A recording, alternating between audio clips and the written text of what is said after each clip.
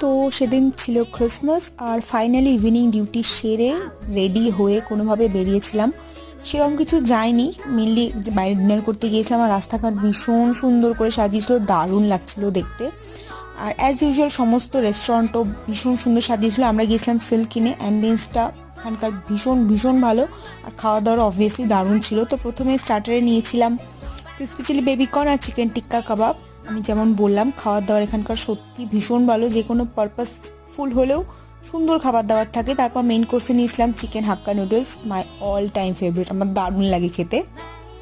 আর লাস্টে ছিল বাটার নান আর ডাল তড়কা। তারপর খাওয়া দাওয়া করে মোটামুটি 11টা 11:30 বেজে গিয়েছিল আর আমার খুব সুইট ক্রেভিংস হচ্ছিল অ্যাজ ইউজুয়াল। তারপর এলাম সেভেন্থ হেভেনে আর নিলাম একটা হট চকলেট ব্রাউনি, আমার অল টাইম ফেভারিট। আর সেদিন শহরটা এত সুন্দর লাগছিল, রাস্তায় প্রচণ্ড ভিড়ও ছিল তখনও।